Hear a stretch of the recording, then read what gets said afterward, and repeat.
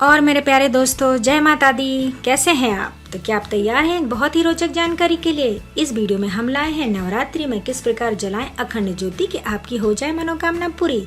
दोस्तों, वीडियो को कृपया लास्ट तक जरूर देखें। दोस्तों, सबसे पहले हम जानेंगे पूजा में दीपक के महत्व के बारे में। हर पूजा में दीपक का एक विशेष महत्व होता है।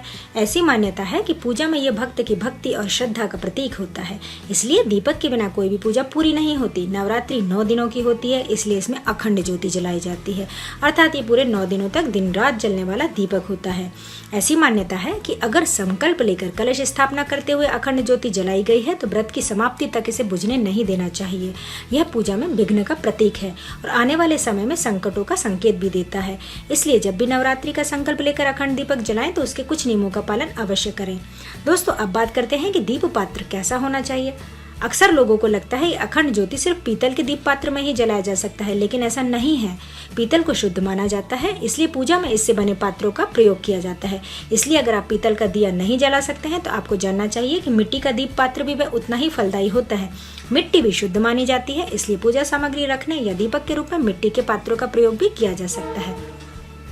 अब हम बात करेंगे मिट्टी के दीप पात्र जलाने में हमको क्या सावधानी रखनी चाहिए। मिट्टी का दिया जला रहे हैं तो बस इतना ध्यान रखें कि जलाने से 2-3 घंटे पहले इसे साफ जल से भरे किसी बर्तन के पानी में पूरी तरह डुबो कर रखें।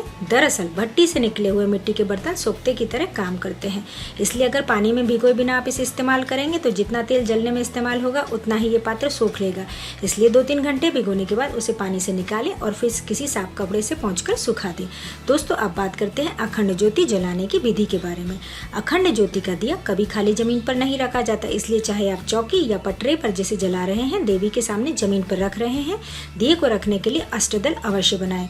यह अष्टदल आप गुलाल या रंगे हुए चावलों से बना सकते हैं। पीले या लाल चावलों के चित्रानुसार अष्टदल बना लें। अखंड ज्योति में जलने वाला दिया कभी बुझना नहीं चाहिए, इसलिए इसकी बातें विशेष रूप से ध्यान रखनी चाहिए। यह रक्षा सूत्र से बनाई जाती है।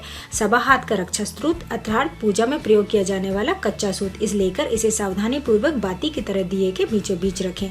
किसी भी पूजा में दीपक के लिए शुद्ध घी का प्रयोग किया जाना आवश्यक अच्छा माना जाता है, लेकिन अगर घी न जला सके तो तिल या सरसों का तेल भी जला सकते हैं।